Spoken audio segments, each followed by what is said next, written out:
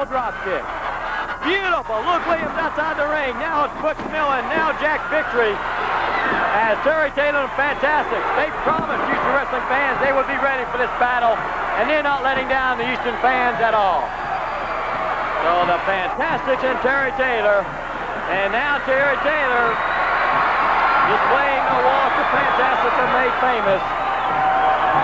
As they are ready, both physically and mentally, and also emotionally for tonight's battle. Well, I tell you what, they're all excited about. Everybody's building up for the tournament, but I think they have done a lot of preparation mentally and physically, Pete, as you so aptly described, and for this match. And I tell you, I have the lucky distinction of being able to see Universal Wrestling Federation all over the country. This place here is in a class by itself as far as enthusiasm. And as I said, I'm going to come in town a little early, and then we'll go out and have a few fajitas, some of that good Texas barbecue or something that we have when we come down. But I'm going to be here early. Starts at 8 o'clock, but I'm going to be here long before that. Look forward to visit with all the fans. It's going to be a great night on the 30th. Well, you know, it's a tremendous tribute to Houston wrestling fans that the tournament site was selected to be Houston, Texas. That's how much appreciation the Universal Wrestling Federation has for these fans, and the reputation as being some of the best wrestling fans in the country.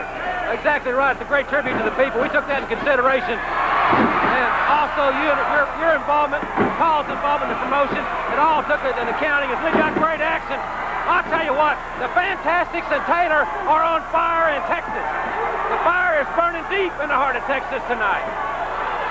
They're looking for a place to send Butch Miller. They foul! That's the first time I've ever seen that. A triple drop kick. And Butch Miller is sprawled out on the concrete floor. It's a good thing we had a barricade, or he still may be rolling. Well, I can tell you, I've said it many times, and we're darn proud of it. But we are awful proud of our program. We're proud. Two referees are not going to be able to bring these men under control. I've never seen anything like it ever in wrestling right here. The chairs, they're on the floor, they're out of the ring. They got steel chairs, they're bleeding. The Sheepherders and the Fantastics have got to settle it somewhere. And it's going to be settled in the most physical way that can be settled. What a matchup. They've got to get this under control. Well, it was billed as a six-man tag war, and that's exactly what it's turned out to be.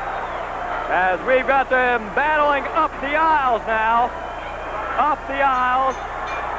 And the cameras are doing their best to follow them up there.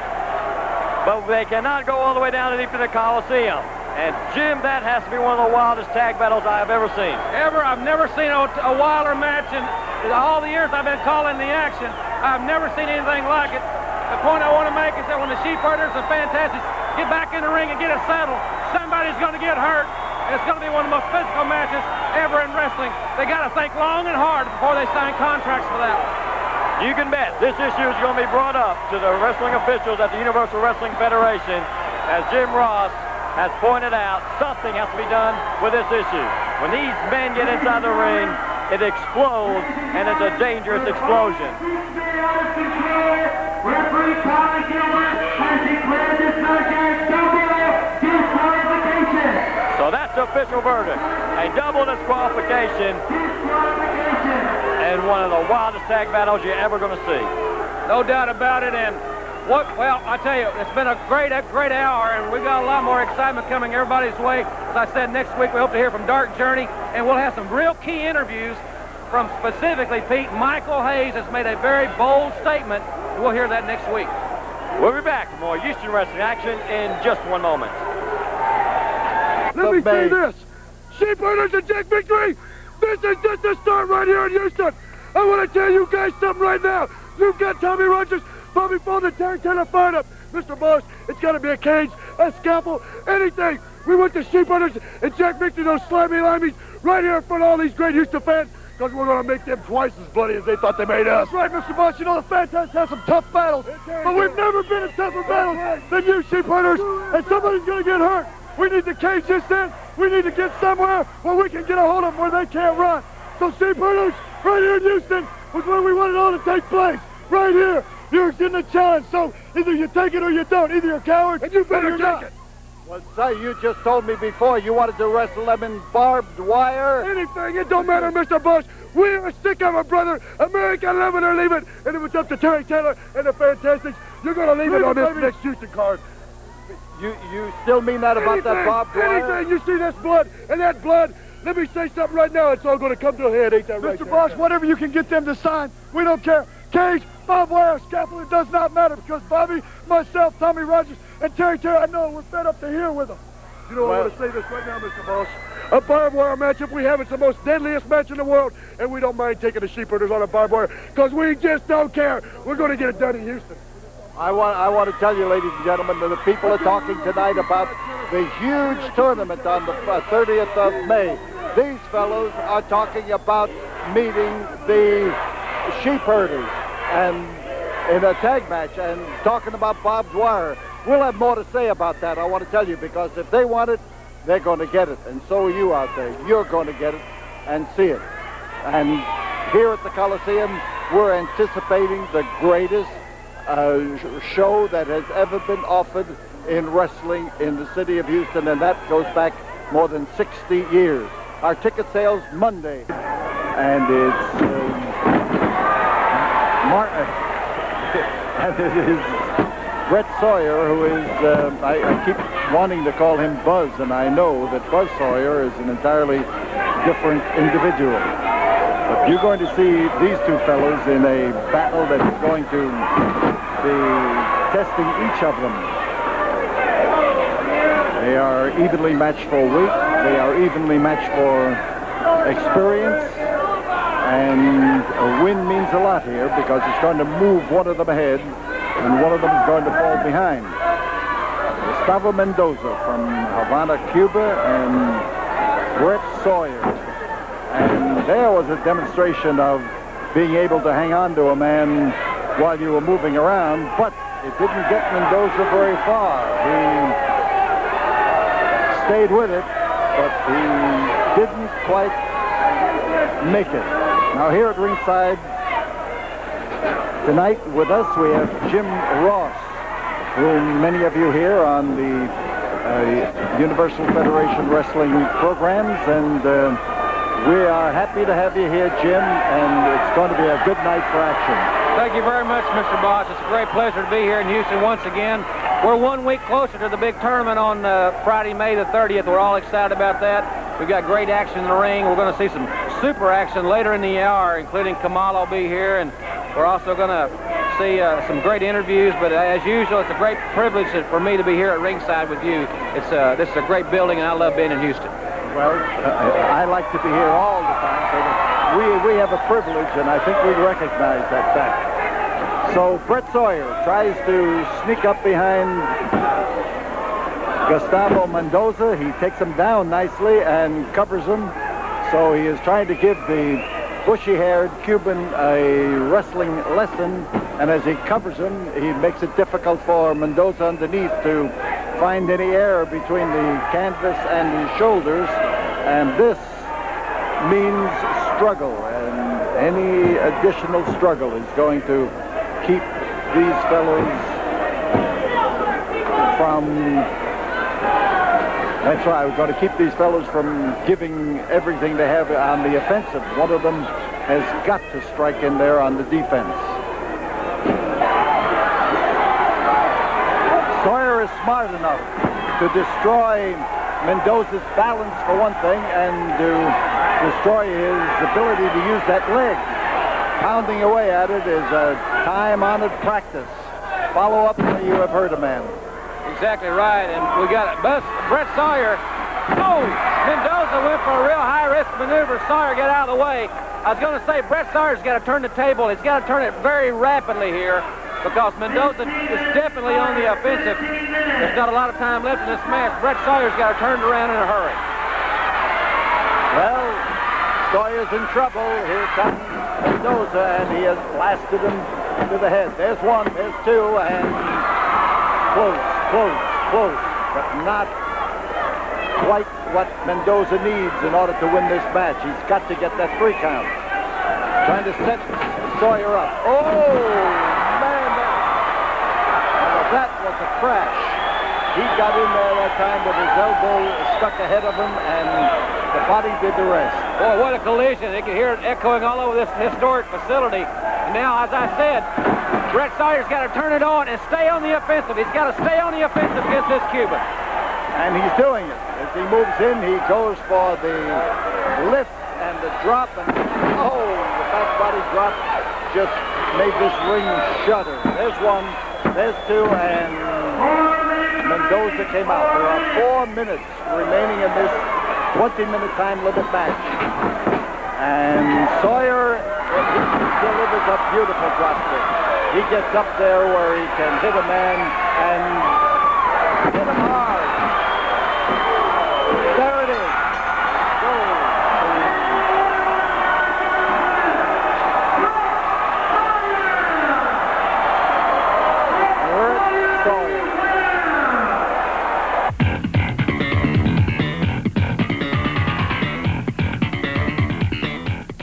Question: what could be better than winning the North American heavyweight title? What could be better? What could be better would be winning the Universal Wrestling Federation heavyweight title and being part of history right here in Houston, Texas at the Sam Houston Coliseum, which we will be part of. Now, Dr. That Steve Williams is going to be our first opponent in a one-night tournament to decide the champion. So we're going to love this. We're going to boot Steve Williams right out of the tournament. We're going to go right on one by one. We'll get down right to the end. We're going to hold the big flag up. Korchenko will walk in the ring. He's going to put whoever it is. We do not care. He will put them down. The 1, 2, 3. They will give us the belt. I will take the $100,000. And then we are going out in Houston, Texas, and showing the people there the biggest party, the biggest time you've ever seen. We're going to celebrate, and we might even give Mr. Gorbachev a nice phone call and tell him you won. Houston, Texas, you don't like Jack Victory, and Jack Victory don't like you. Well, let me tell you something. After I win your tournament down there, I'm going to go out and buy a little polish for that big old belt I'm going to be carrying around. A big old belt. Well, let me tell you something, Houston. You're going to see a rich dude walk out of that ring with the belt and the check. And I'm going to be so happy. And Maxine will too. So there. Whoa! Yay! Fantastic! Houston, here we come, baby! Houston, here we come! In the Sheepherders match! Houston, here we come! In the barbed wire match! The Sheepherders match! The one where the Sheepherders spill the most blood!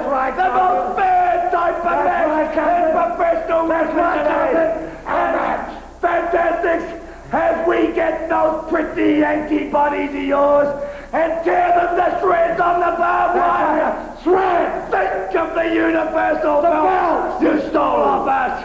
And when we get your pretty little Yankee heads and rip them to pieces of the barbed wire, rip down your face.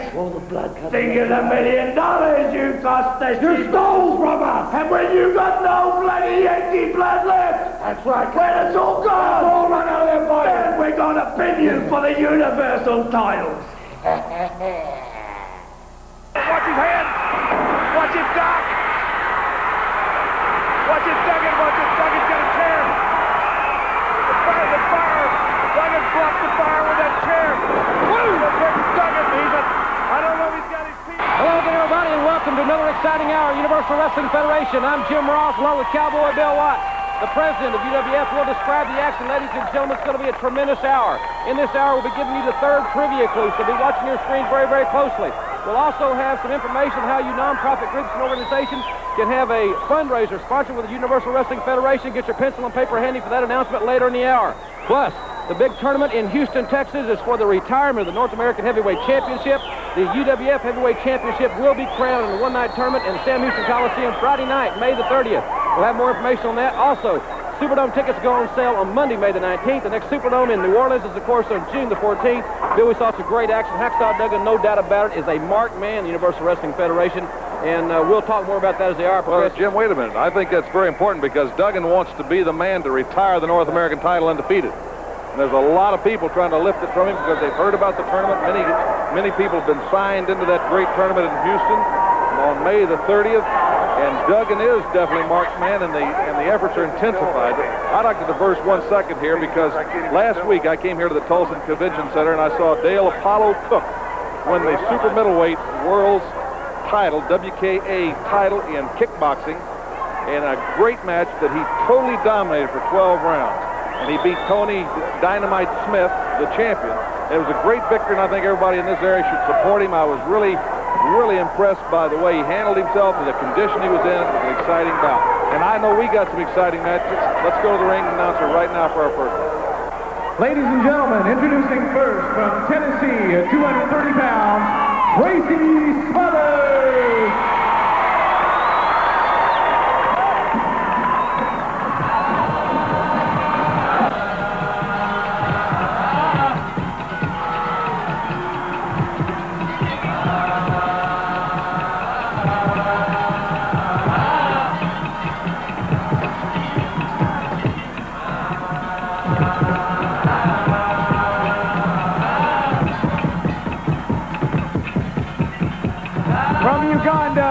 Weighing 401 pounds, Kamala with General Skandor Akbar.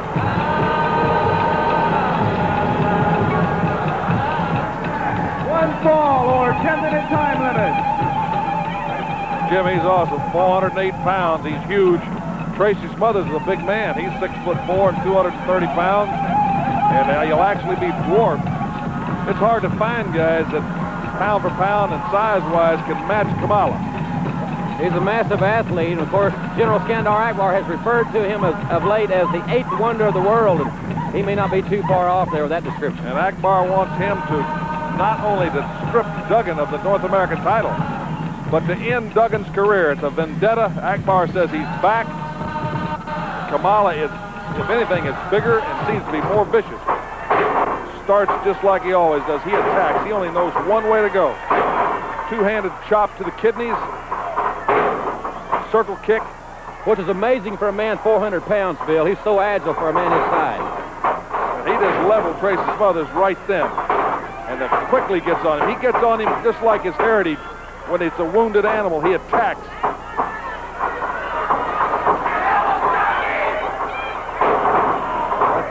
Showing that Akbar has skilled somewhat in the martial arts and that he's attacking under that armpit in a nerve area. And you hear Akbar, who has been so vehement in his denunciation of Jim Duggan. Ted DiBiase is back and will be on later. First appearance since his suspension of Japan. Double judo chop to the throat, and 408 pounds obliterates Tracy Smothers.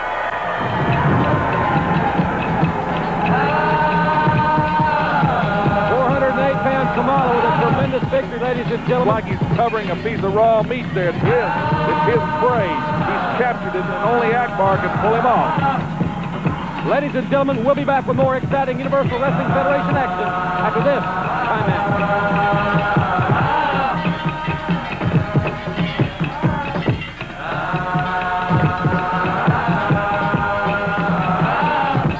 First, from Moscow.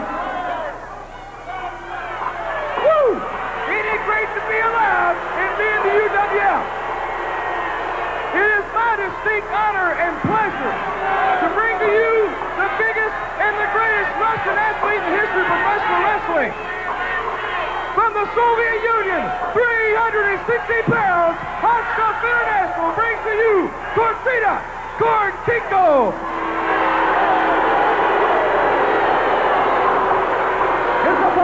From Texarkana, Arkansas, weighing 245 pounds, Harry Jackson.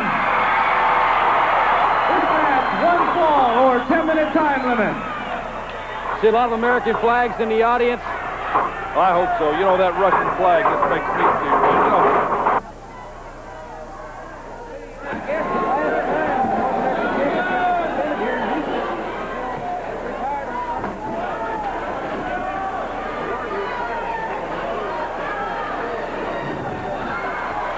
And this man, the biggest Russian, now wrestling in America, some 350 pounds, insulting people with that flag. And what he and Ivan and Nikita Koloff did to Dr. Death in the Superdome, I kind of take it as personal, Jim, because Doc is a protege of mine. It's like he'd done it to one of my own kids.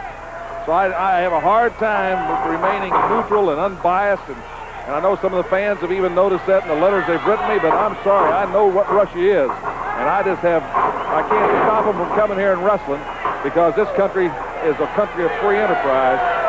But it just devastates me to let them get away with insulting us and insulting our flag right here in our own country. Body slam, this man's got legs like tree trunks. He's powerful, powerful individual. They're highly skilled. Their technique is perfect. They're very plodding, methodical type people. They always want the odds in their favor. They don't ever want it even. And they're that little turncoat. You know, I've called him a lot of names, but there he's carrying a Russian flag. I can remember when that would have just been a traitor. Korchenko with a clothesline. He is so big. You know, that clothesline is devastating. That's like a big, huge defensive tackle catching a wide receiver or something with it, and it just devastates you. And now he's got him up in that reverse backbreaker, and look at this maneuver. He just snaps it in there. They won't get up from this one. 1, 2, 3. He's just planted Perry Jackson. And now see, this is what gets me. The guy's beaten. He's gone. He's hurt. He's already beat him. Why humiliate him? Why disgust everybody by draping that Russian flag over him? There's Doc. That's right, Doc, take it to him. That's why I like Doc. Doc's the man of emotion. He hates Russia. He always has, even when he was in college, he hated it. And the doctor is feeding him that Russian flag, and that's my sentiments also. They ought to make him eat it. There's the Blade Runners. But they want to go behind Doc. Again, 3-on-1, 4-on-1. This is getting out of control, Jim. I tell you, I don't know if I can sit here. Somebody's going to help us. There's Eddie DiBiase. Thank God for DiBiase. He's back and he's helping his partner. Doc and Eddie. Walking call for America. I'm telling you, Eddie Gilbert, this stuff with the flag, this insult, has got to stop. It can't be a part of the Universal Wrestling Federation. I'm not going to let it happen. This crowd's voting approval. They just, listen, USA, USA. I love it. OU #1, kill the commie. That's how I feel, Jim Ross. And this stuff with Eddie Gilbert insulting these people, I'm sorry, but it has to be stopped. Ladies and gentlemen, the Cowboy is ready, and those comments of the President of the Universal Wrestling Federation will be right.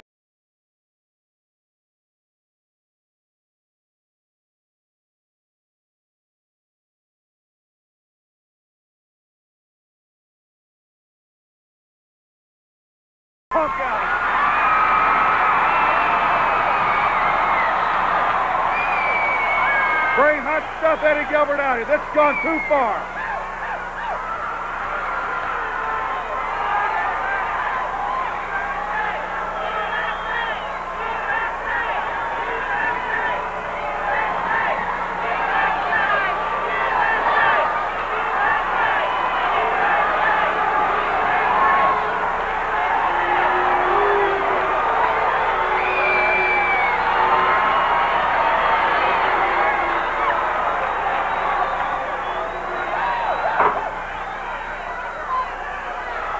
I want to tell you, as president of Mid-South, that stuff with the flag is over. I'm not having him insult anybody else by putting that flag on. What are you talking about? That Russian flag has no place in the Universal Wrestling Federation. I want you to get rid of that Russian flag. As long as I'm president of this company, I can tell you that that Russian flag is through.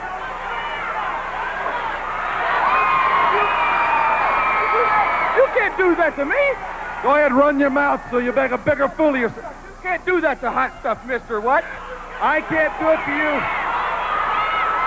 I can't do it to you. Are you telling me? Free country. I can do whatever I want. This is a free country. It's a free country, but if you bring that flag back, you could be wrestling somewhere else. This is still my company. And I'm the president of it, and I'm tired of you humiliating people after they've been beaten with that Russian flag. Oh, so in other words now, I can't do anything, I can't leave the flag, I can't bring the flag. Now, I don't know how much English he understands, but you better tell him to keep his hands off of me.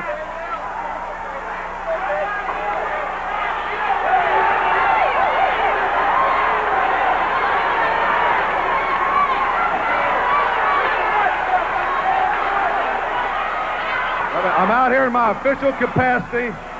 You just tell him to step aside. This argument's between you and I. I don't want the Russian flag being put on anybody.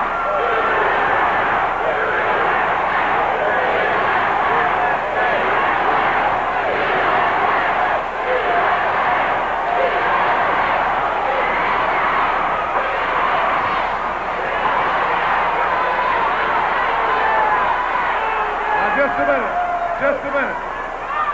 I want to be real clear. I hope you're not trying to intimidate me with all this muscle power, because as far as I'm concerned, I'm president of this company, and I'll guarantee you'll all be wrestling someplace else.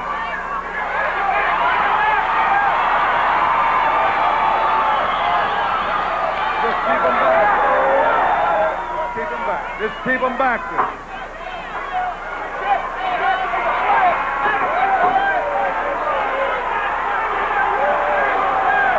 Right, the flag is not going to be put on anybody else.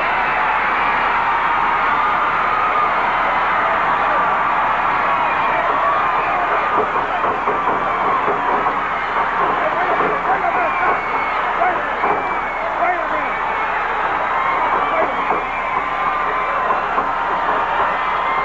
Keep your guys back. Keep your guys back. Keep them back.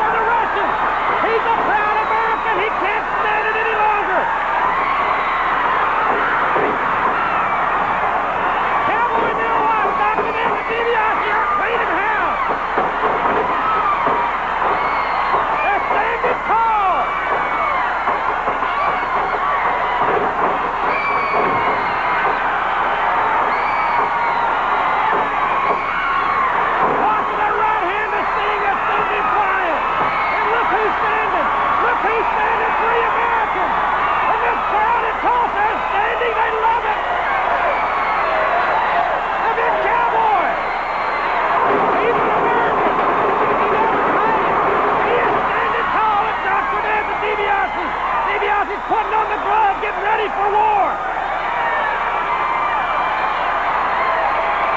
Watts came to the ring as the president of the UWF to get this thing settled, and all hell broke loose. What a crowd! You can hear my background, ladies and gentlemen. We'll be right back. We'll be right back.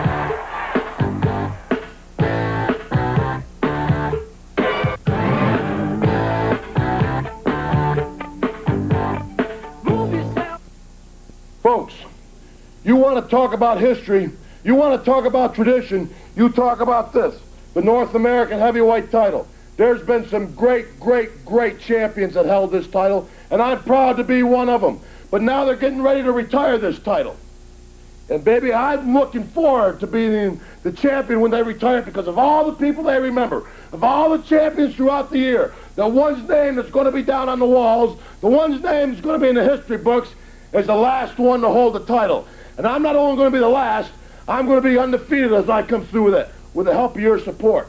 But also, you got the UWF, a new great title, probably the greatest title in all the world. And you've got wrestlers from one end of the country to the other, flocking to Houston, Texas for a piece of this title. Well, folks, Houston, Texas, where I was voted the most popular, thanks to your support, I'm not only going to retire this belt, but I'm going to bring the UWF belt back home to Houston where it belongs. Tough guys. Hola, mis amigos. Mucho gusto hasta aquí. Necesitamos apoyo. El campeón de la gente. Let me tell you something right now, Sheepherders. It's coming to a head right there in Houston. You know that people seen a lot of wild things in their life. And they said that the Fantastics have done gone crazy now, being engaged. And that barbed wire around that ring with those two sheepherders, let me tell you guys something right now. No one in, no one out. And there's going to be a lot of heads pressed against that barbed wire, a lot of legs, arms, and feet, because these titles are very prestigious. The first time the Fantastics ever held them, and we're not going to hand them to you guys, brother. We didn't get them on a silver platter. You're not going to get them that way. Come prepared to fight. And if you don't like blood, fans, then you might as well not come, because this is going to be a fight like you've never seen before right there in Houston. Sheepherders, be prepared. Me and Tommy, we're red-blooded Americans, brother, and we spilt that red blood right there in Houston. I've got one thing to say.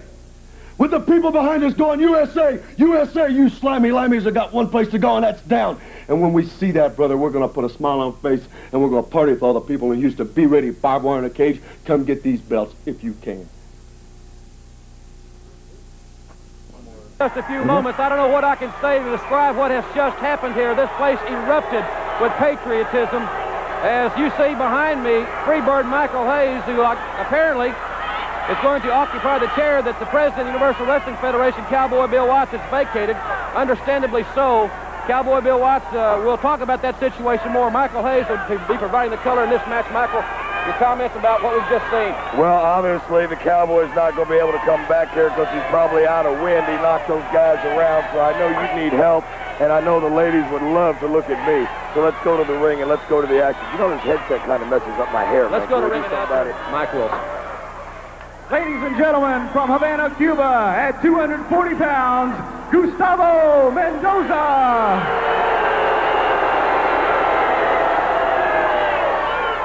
His opponent from Omaha, Nebraska, at 252 pounds, Ted DiBiase.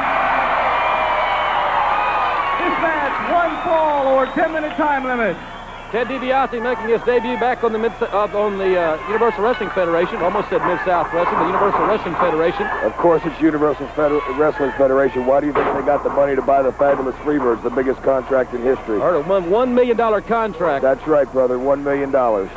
Well, congratulations, Michael, on signing that lucrative contract. Well, I must say, thank you. Professionally, it's quite an accomplishment. Yeah, well, you should get all the thanks should go to our mother. You know, she raised 3 great sons, and what more can you say? Now, right there's a good arm drag and twist by DiBiase. Always been known as a good wrestler, good fireman's carry. But see, right now, the difference between him and us is, like I said before, premium gasoline and regular. You see, he's working on the arm that might be smart. By now, I'd have broke the guy's arm. He'd have gave up. I'd have been going back, taking my shower, looking good like I always do. Ted DiBiase with the arm bar. DiBiase, after a very successful tour of Japan. Successful tour of Japan. He might have been successful, but he heard we were coming in here, and I think he was trying to avoid us. He hasn't forgotten, or if he has, he's a nitwit, what we did to him in 1981. I remember that very, very well in Atlanta, Georgia. Yeah, I bet he remembers too. Good shoulder tackle there by DiBiase. Mendoza went good reversal there on the hip toss. See, I'll give credit where credit's due. A good arm drag, but I believe I've seen his right hand in the hair there, Jim Ross. Well, you'll never see that from me, unless I want to. You see, he hit it from the referee. If I want to pull somebody's hair, I'll do it right in front of everybody, because ain't nobody going to do nothing about it anyway. Another good fireman's carry, but then again, back to the same thing. I'd have done had this match over with. Bam Bam would have already probably been in the car or in the limo on his way home if he'd been in the ring by now, or Buddy. Well, that remains to be seen. Hey, it'll be seen come the 30th in the tournament, baby. We got 3-to-1 odds. Nobody else has got those kind of odds, and I guarantee you one of us is coming out with that Universal Wrestling Federation Championship. Of course, Michael Hayes is referring to the big tournament in Houston, Texas, Sam Houston Coliseum, Friday night, May the 30th. $100,000 also on the line in the first UWF Championship. That's right, $100,000. Nobody going to wink at that. Ooh. Good boot to the face, but see, that was the point of the toe. Was not the flat point. It's illegal. There he goes, see? He don't care about his bad reputation. I'll teach him a bad reputation. Right back to the R. Smart wrestler, back to the fireman's carry, but then again, Jim Ross, he's not a freebird. He doesn't have it finished yet. Ted DiBiase, though, you know, he is a phenomenal athlete. One of the top 10 athlete. Any magazine you read, Ted DiBiase's name always appears in the top 10, just about. Right below ours, right below ours. Yeah, it's always up there. Good move there by Mendoza. Now, see, that's why DiBiase should have beat him when he had him. Now Mendoza's up. A good block. You know, some people might wonder why Buddy and Terry ain't here. I'm giving all the wrestlers here fair warning. There you go. Why don't you pull his hair some more, DiBiase? I'm giving all the wrestlers fair warning. I'm not going to bring all three of them. Whoa, what a clothesline. That was perfectly executed by Ted DiBiase. You got that right. That was a clothesline. But if he put that on me, it would knock me down. See there, he should have went for the pin. He didn't go for it. The reversal. Power slam. That's a patented move. That should be it. He wouldn't finish me like that, Jim Ross. Well, we may be able to see that firsthand, ladies and gentlemen. He can't do that to me, I'll bet you that. He can't do it to Bam Bam. He can't do it to Buddy Jack. But like I said, the reason I didn't bring all three, I'm giving all wrestlers notice. Pay up your leases, put your houses up for sale. The Bad Street Boys are here, and we're here to take over. Those comments, no doubt about it. All right, those comments from Michael Hayes. And ladies and gentlemen, when we return, we'll take you to wrestling's most unusual tea party right after this.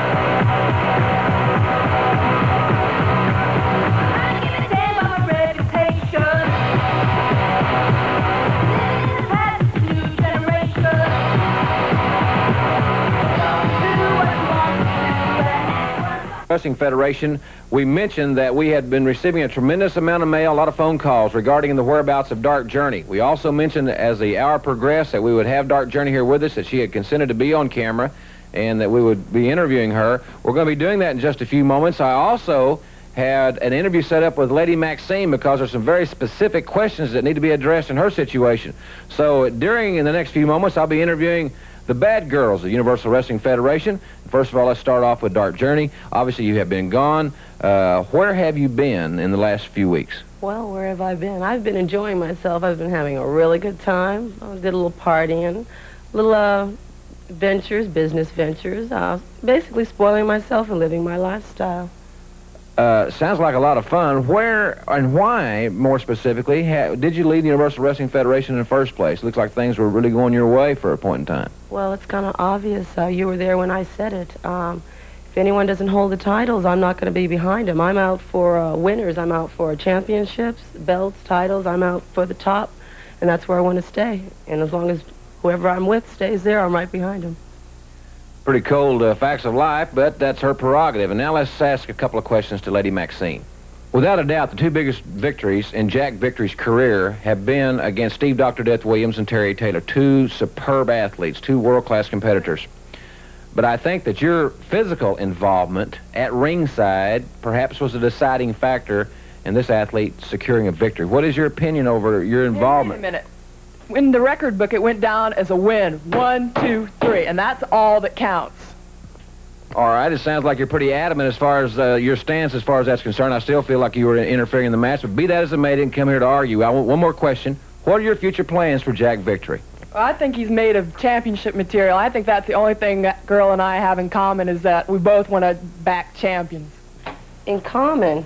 I don't have anything in common with you. As a matter of fact, if I had this buxom young man here with the physical ability that I think he has, and behind my leadership, he'd have a title in his hand today at this very meeting. Well, let me tell you this. He wouldn't have anything to do with a woman like you. You're probably right. He wouldn't be able to handle a woman like me. And as a matter of fact, I'm not even so sure you're a woman. Hey, come on! What's going on here? Well, ladies and gentlemen, electricity was in that room on that day. Yeah, there's electricity, but why are you wasting time on broads, man? They should be in the kitchen, they should be barefoot, and they should be pregnant. That's just the way I treat my old lady, and that's why she's got a good-looking man like me. Michael Hayes comments, ladies and gentlemen, this situation with Dark Journey and Lady Maxine, will address it more in the hour. We'll be back with more exciting action after this timeout.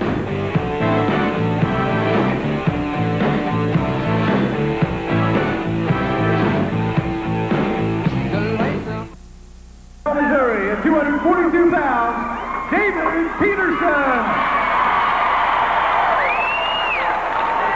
Jack Victory's on his way to the ring. He and Lady Maxine just made an interview in the locker room prior to coming back from the commercial break.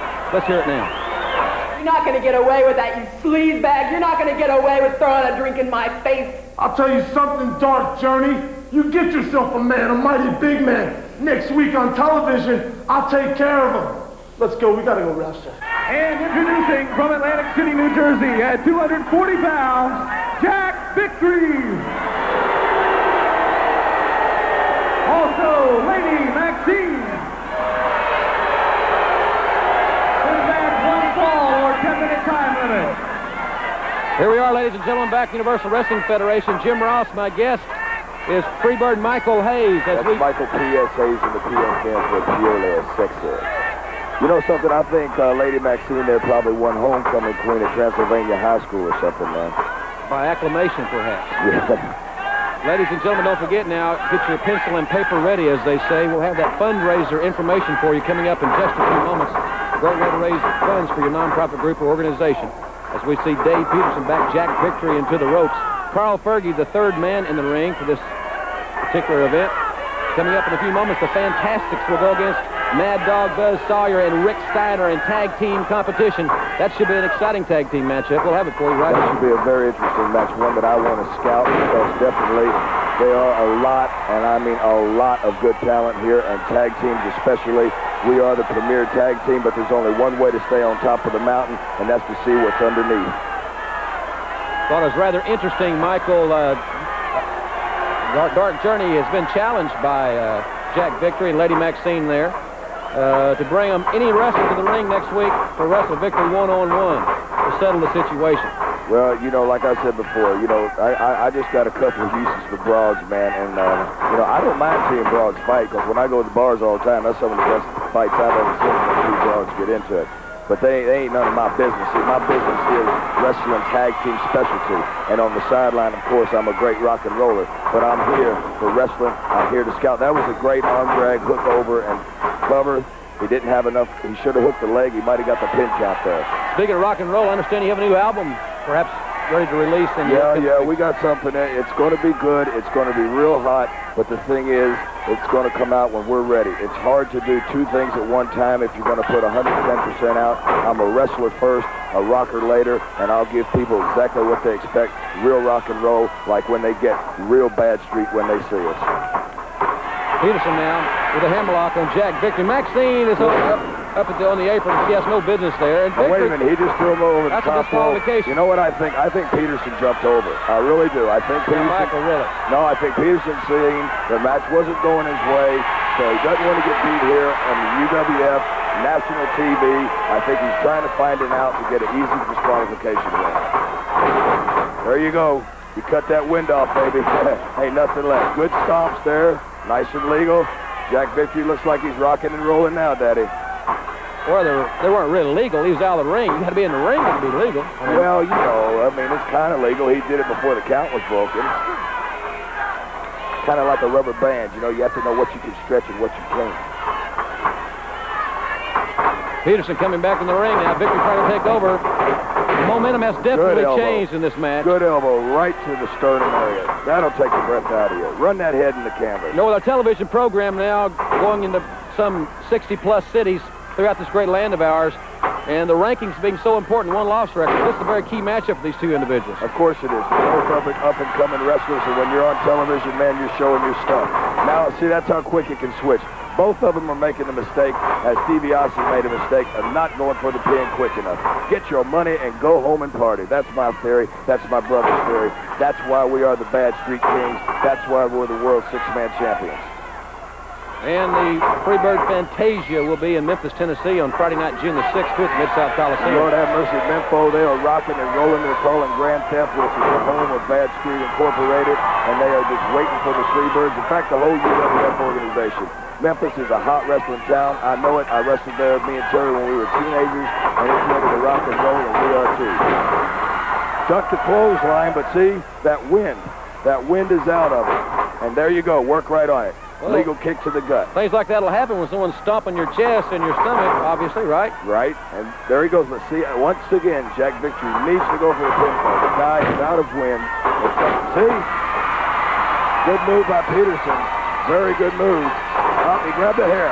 He grabbed the hair and ran his head. Once again, now see, Fergie's not doing nothing about this. Very quiet. Good back shot. Whoa. High elevation. Peterson with a drop kick. Didn't quite connect it all the way.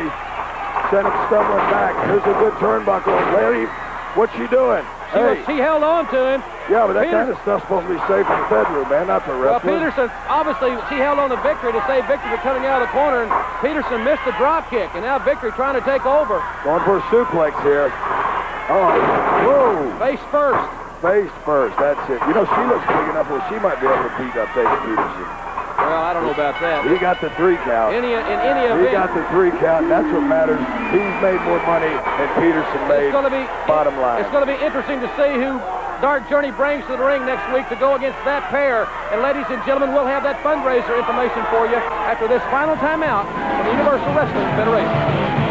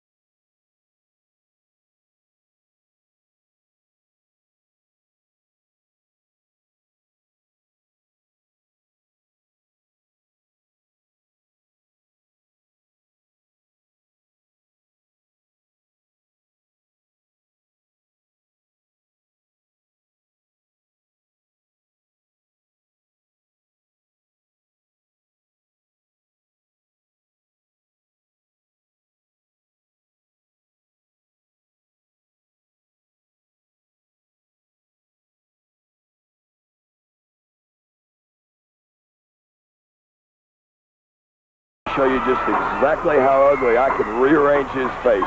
Because I'm going to go through a couple people. I'm going to eliminate some myself and do Bam Bam and Buddy a little favor. I'm going to eliminate him. DiBiase's on my list. Dr. Death and Duggan, like we said before, you may have been friends in the past, but the past is just that. It's the past. Good shoulder tackle. Another good shoulder tackle. Good speed there. Well, I'll tell you what, I've said it on other occasions that the Fantastics can control the tempo. They're in every match that they signed for, and thus far they've been doing just that. They've been strictly offensive, and they've controlled the tempo. Okay, use the ropes off the top rope. It's a good headlock takeover, but he used the top rope, and of course, as the referee knows, biasness because the people like him. It's okay. You just wait till Buzz Sawyer gets up. See, it wouldn't take long. Buzz Sawyer and his protege, Rick Steiner, former All-American, University of Michigan. Sawyer. That's the only thing I don't like about him. He's the Yankees. All right, good tag. Here comes Rick Steiner. Oh. See, he waited too long. There's the inexperience. Buzz had him down. Buzz really reversed it well and tagged Rick Steiner's in. They quick tags with double teaming. I don't see the referee counting. What's he doing, having a cup of coffee or what? If we were in there, they've been counting three. They've been up to 105. See, that's what I'm talking about, prejudice. We're not going to put up with it. We don't have to. We're millionaires now. But for a clothesline, he ducked it. Leapfrog. Good flying body press. He hooked the leg. Well, see, there's that chest power. He's got tremendous power. That's right. He did what he should. He hooked the leg, but he didn't have the weight, and he didn't have the momentum to hold him down. Look, very good the Mad point. Dog is getting ready. Very good point, Michael. Ladies and gentlemen, Jim Ross with you here in the Universal Wrestling Federation. My guest, as I mentioned, Freebird Michael Hayes, who you will see right here, as Michael mentioned, next week. It has been signed. He'll be going against Terry Taylor right here on television next week, so don't miss it. Well, you better go tell Terry Taylor, because he's got about a week before I rearrange his face. He's very happy. Whoa, drop kick. Sawyer went flying. Whoa. Full extension of the drop kick, and the Mad Dog. I'll tell you what, that was almost as good as a drop kick I could throw. I got to give it to him. That was a drop kick there. Well, Sawyer may be injured there. He went all the way to the floor. He was rubbing his face. Caught him right there in the ear, and that can knock off your equilibrium quick, Daddy. I know.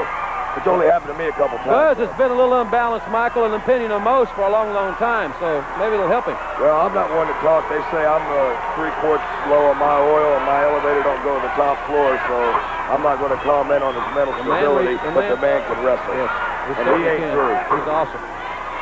He is an awesome competitor. That's a smart move. Tag, regain, get your consciousness back. And here comes Bobby Fulton. Oh, he wants to dance. I like to dance. I dance bad street right on top of his forehead. Tremendous size. The disadvantage for Bobby Fulton is the eye easily can see. Let me tell you something we learned a long time ago, way back on Bad Street. It's not the size of the dog in the fight, it's the size of the fight of the dog. I wholeheartedly agree. Yeah. Cute, huh? I've seen you do a few moonwalks in the ring, Michael. I do it like nobody else can. Nobody can do it better. Nobody rocks and rolls better. That's why I don't just put out an album just to get out and say I put out an album. I'm putting out real rock and roll, real musicians. Boom, good forearm, legal. The Mad Dog. There you go. You see, he's draping that arm around there, leaving that chest wide open. Look, reversal of the turnbuckle. Oh. Good boot. Right in the face. Whoa, that could be it. Whoa. Boy, out there, that's bad playback. That's the tag team wrestling. Fulton's quickness saved when the tag was made. The tag was made on both sides of the ring. It was a great drop kick. What a drop kick. We're not going to the pin. We're going to the pin. Good back. Now look, why do you hit? Sawyer's sitting there minding his own business. Now why do you have to quit? Well, it was an emotional move. Boy, it's kicking me off. That was illegal. The Fantastics have also signed, ladies and gentlemen, a tremendous contract to go against the Sheepherders in a barbed wire cage match. Listen to that. It's been signed. I've just been informed. Fantastics and Sheepherders barbed wire cage match. We'll have more on this. I'll tell you what, brother. Barbed wire cage match alone. With barbed wire, you better plan on losing some blood. All right, there's a good move. Take him over in the corner. There you go. Keep him on your half of the field. Don't let him cross that 50-yard line. Reversal in the corner. Another backdrop. High elevation. Sawyer right. Good move. Went for the drop kick. Didn't get it. Hurt his knee, and now Sawyer's taking advantage. This is the ring veteran. Throw him out. There you go. Now's the time. Start cooking with gas. I see here Tommy Rogers complaining because they're getting beat up. Well, it's illegal outside the ring. The illegal man's not supposed to be contacting the illegal man, right? I must have missed that. I didn't see that, Jim Ross. Come on, count him. See, he's not counting them. Look, 1, 2. We've only got Sawyer. We've only got a minute and 30 seconds left in the match, ladies and gentlemen. Don't forget now, we'll see next week who Dart Johnny brings to the ring with it. The final tribute to next week. And maybe the interview with Cowboy Bill Watts is going to be here next week. I can't wait for that. Cowboy Bill Watts will make a statement right here next week. He made a statement this week, but he wouldn't make it against us. He can make a verbal statement next week. Whoa! Look at the splash. Just missed it. If he'd have got that, that'd have been it, Jim Ross. If he'd have got that splash, there's a tag. Now see that? That was smart. He hit the ropes, uses momentum. Good shot. Now they're coming in illegally. We got all four of them in the ring. Whoa, great action. There they go. Left jab. Left jab. He couldn't quite knock him down. Remember our next television taping will be on May 25th right here at the Convention Center. Don't miss it. Yeah, Terry Taylor won't miss it. You better say goodbye to him, because he's fixing to run into PSA from Bad Street. Throw them together. Didn't quite knock Rick Steiner down. See, they're not going for the pin. There's that drop kick. There he is. They're not going for the pin. We hope you're enjoying the wrestling action. Because it's the creation of history. Universal Wrestling Federation Heavyweight Championship. And it means more people in Houston than any world's championship, because it's the universe. And when you talk about the universe, you talk about one man. It's Kamala, the Ugandan giant. And I can't think of a better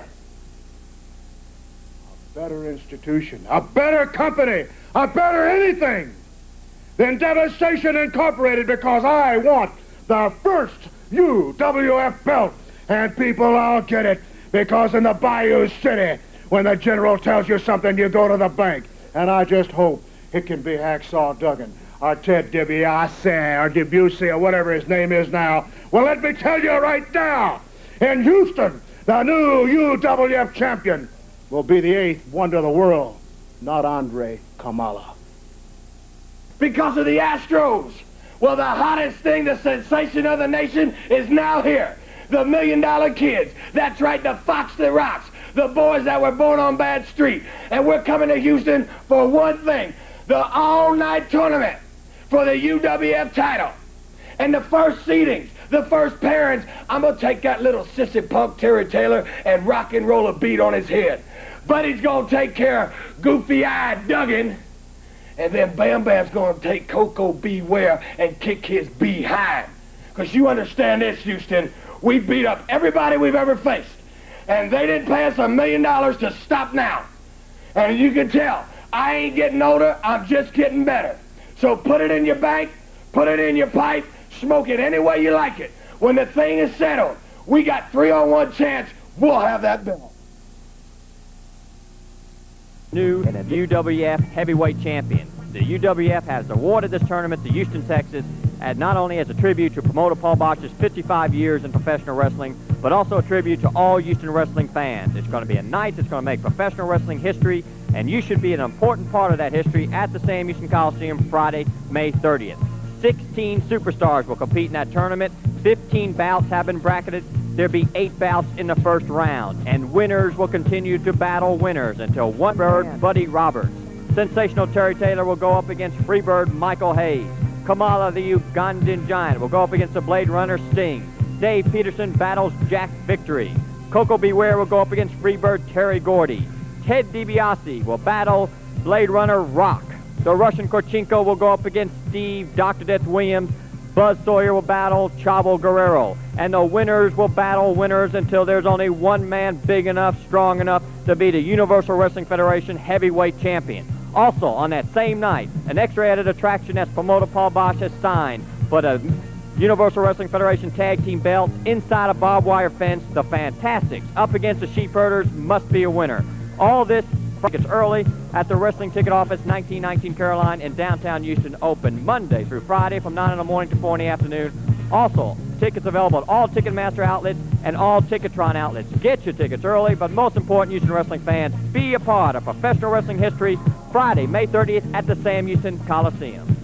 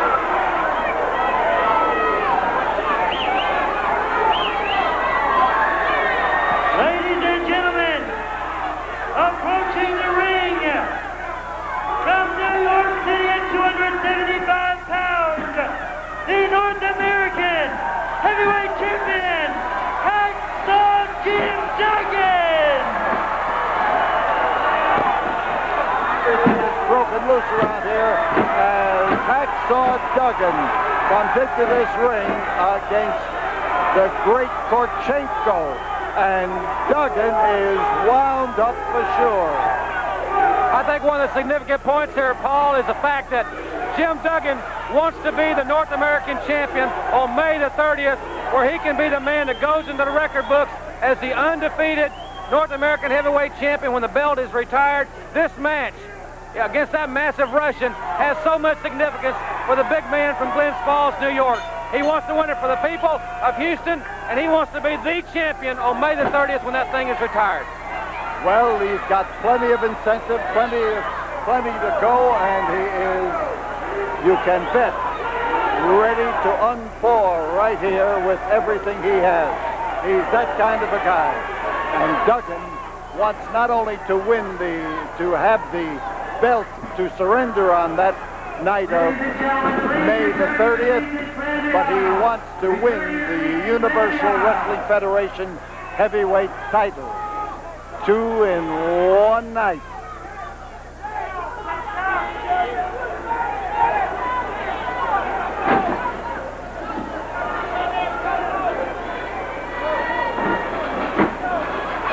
And Korchenko tries to set Duggan up. He didn't make it. There was a flying body block and a beauty.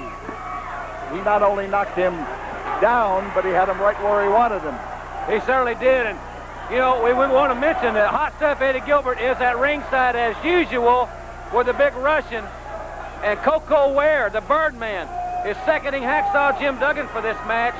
So it's going to be one-on-one, Duggan and the big Russian. The stakes are high here, ladies and gentlemen. Universal Wrestling Federation North American Championship. And it will be, I guess, the last time that the North American Championship is defended here in Houston until it's retired on the 30th of May. And the word retirement and the 30th of May does not tell the whole story. It tells the nostalgic part of the story, but it does not say that there are 15 matches on the tournament schedule that night and that there will be battles going on with winners meeting winners. There will be a tremendous amount of action at the Sam Houston Coliseum on May the 30th. The biggest ever. That's what we're calling this, and for a great reason. So Korchenko now tries to use that rope to Garrett Duggan, but all he has done is arouse Duggan. And as Duggan plows away, that's a big man, and that is a hard man to dent. Crotch and the lip. There are Korchenko's. He's going to put his weight on Duggan, and, well, he tried, and he didn't make it. And the fact that Duggan is going to get in there to get some of what's coming to him is obvious and apparent. He may be knocked down, but he doesn't stay there. He may be knocked down, but he's not knocked out. And he does deliver a tremendous wallop. And I'll tell you, when that Duggan hits, he hits. He hits awfully hard.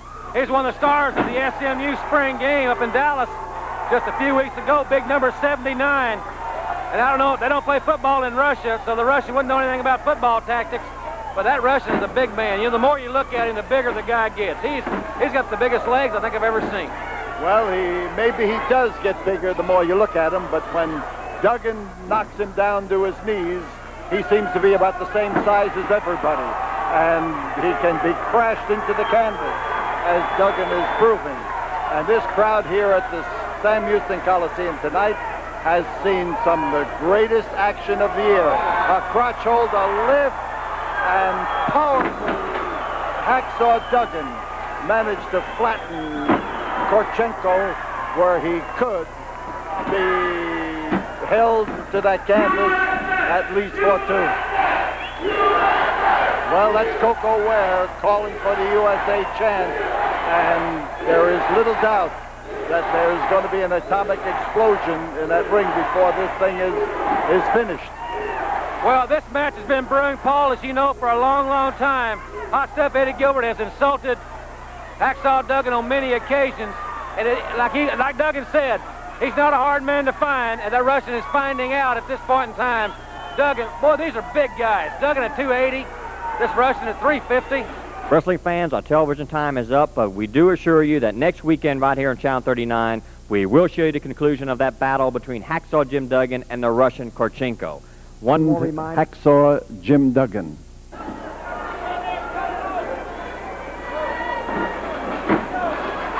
And Korchenko tries to set Duggan up. He didn't make it. There is a flying body block and a beauty.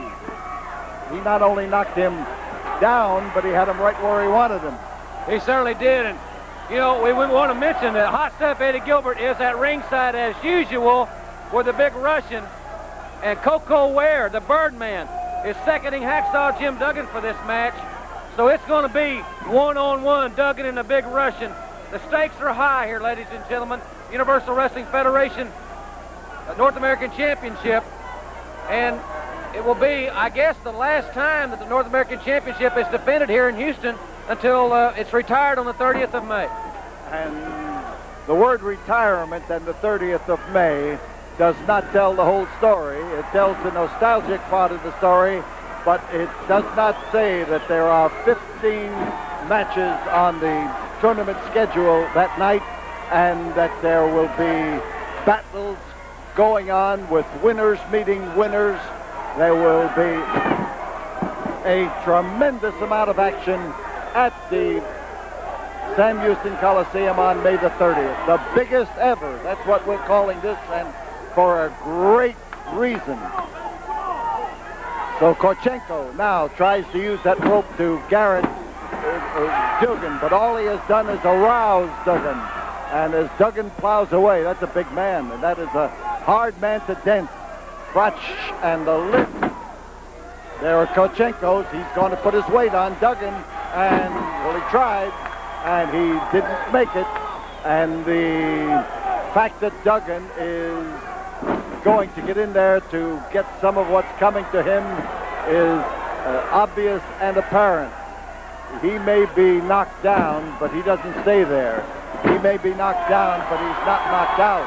And he does deliver a tremendous wallop.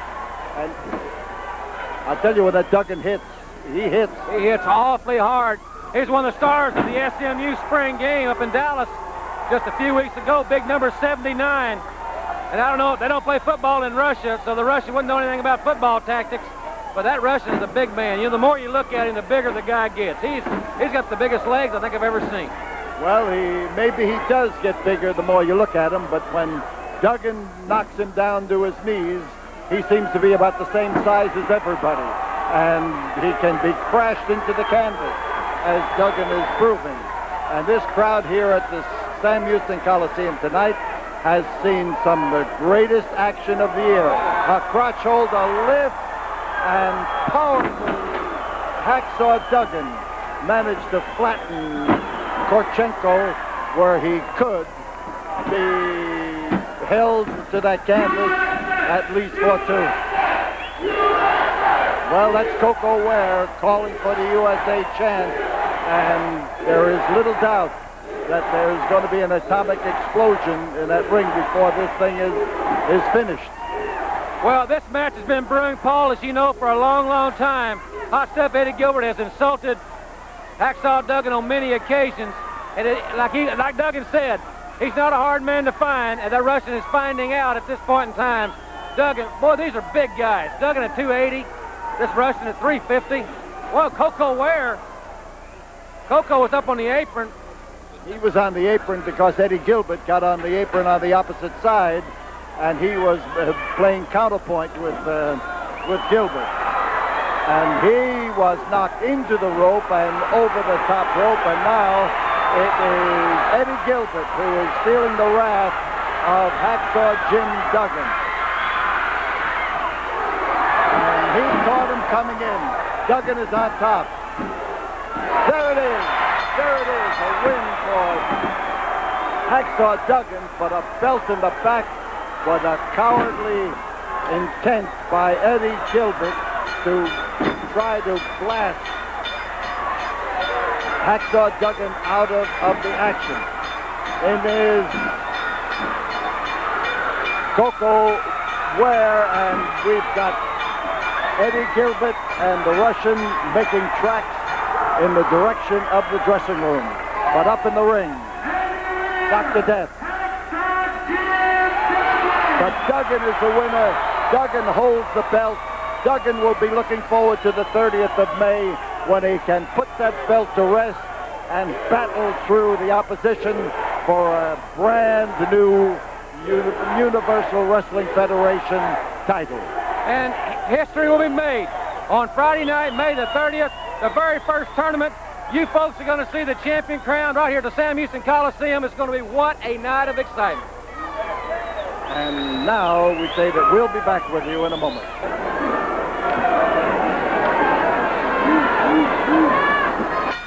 Well, that bell gets this match here at the Sam Houston Coliseum underway and gives Coco Ware, who has just danced his way into and around this ringside, shaking hands with people for the past 10, 15 minutes, and to the music, of course, of his entry, and they dearly, dearly love him and support him. And the television champion is Mad Dog Buzz Sawyer. He's the fellow whose back you're looking at. No, well, not now. Now it's Coco. But there is Buzz Sawyer, who has his own idea about how to impress people, how to try to use psychology to upset them and to take some of the fight out of them. Right now, the thoughts that are passing between this pair are almost visible. The words aren't audible, but the words are almost visible. The fans are hollering for Coco to lay it in there alongside the jaw, and that's the first sensible move we've seen Buzz Sawyer make in a long time. He usually plunges in where everybody else fears to tread. But in this case, he decided he would wilt just a little bit. He doesn't do that often, Jim. No, he doesn't, Mr. Boss. Thank you very much for having me back out here. I do appreciate it. This is another great crowd, and this match is a very important match as far as Universal Wrestling Federation is concerned because it's for the television championship. We felt like Coco Ware, with his one-loss record, deserved a championship matchup. It's been signed, obviously, but you can't discount anything the Mad Dog Buzz Sawyer has done to date. He is a phenomenal athlete, as is Coco Ware, and I think this match is going to be just phenomenal. Yes, phenomenal. It all depends on your outlook, though. If you're a Coco Ware fan, if Coco wins in any fashion, it's going to be phenomenal. And if Buzz Sawyer manages to prevent him from doing that, that will be phenomenal in an entirely different manner to these fans here in the Coliseum. But as they come to a stymie up here in the corner, Jim Ross, you've got something to say. Well, we know we're only 6 days away from the big tournament. Coco Ware will be wrestling Terry Gordy in the tournament this Friday night. Buzz Sawyer has got the task of going against the red-hot Chavo Guerrero Friday night in the big tournament here in Houston. Of course, later today, we got a great program here tonight on Channel 39. We're going to see Ted DiBiase and Dr. Death versus the Blade Runners later on. That's going to be one heck of a matchup. We're also going to have some very important news from Cowboy Bill Watts, a statement about the Russians, and we're going to see Kamala in action. We've got a great program the next 2 hours, and a lot of talk centered around this Friday night. I know a lot of people have already bought their tickets, but great seats are still available, I understand. People from all over the country are coming to Houston Friday night for the big tournament. Yes, we are getting reservations from Dallas, from New Orleans, from Shreveport. We are getting reservations from Florida. And this, of course, astounds us, but it is also a measure of the importance of the 15 matches that are scheduled to take place at the Sam Houston Coliseum next Friday night. And believe me, that this is top-grade, exciting, aggressive wrestling. Winners meet winners, and the losers are going to shed a lot of tears. But now, as Coco Beware starts to move, these fans get behind him because they are his fans. And as he starts to rise to his feet, Sawyer is following him. Sawyer has that bear hug on him, and Coco wants to lay that set of knuckles where it'll do the most good, but it's a little hard when a man's got you wrapped up that tight. But this may work, and it did. Oh, how that can sting. 4 minutes to go. 4 minutes remain. And you notice where he hit. He reached over him and he cracked him right on the back where he has created damage. He is certain, although he can't understand what's holding Koko B. Ware up. Perhaps an interesting point here is the fact that Sawyer doesn't have to win the match to remain the champion. He's got 4 minutes to hold on. Koko's got to beat him. And those matches in the tournament, they're all 20-minute time limits. You got to be on the offensive because if you go a time limit draw, you're both eliminated.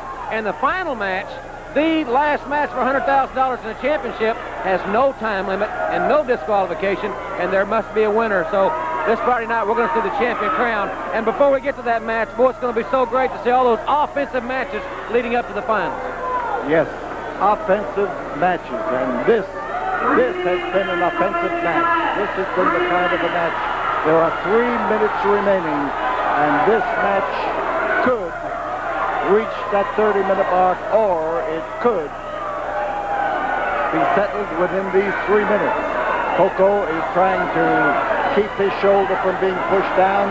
The weight of Buzz Sawyer is leaning in there tightly against the body of Koko, and outside, Chavo Guerrero has a rooting squad going. He has a cheering squad. He's trying to get these fans to get to Koko in unison, and as they rise up, Koko with that fist still ready again, right on the whiskey, and he found it again. And he clobbered him. Oh, man, how he pulled him over. Oh, what a collision. Both these tremendous athletes have really given it their all, just like I was saying earlier. I don't care what wrestling program you want to watch. I hope it's right here on Channel 39 every Saturday night and every Sunday morning. But be that as it may, you be the judge, folks. You're not going to see action like this on any other wrestling program. Look at that! What a move. Both those men going for drop kicks. They're really giving it their all. Yes, and getting the same thought at the same time can sometimes be a deadly reaction. They fell with a sprawling motion, and that is what injures the man when he misses the drop kick. That he has no way of defending himself, and in this case they both missed, but they're both at it, and this has been a great battle. Buzz Sawyer wrapping him, not just with the forearm, not just with the fist, but with the open hand in a chopping move. The backslide. The backslide is by Koko B. Ware, and there was a count.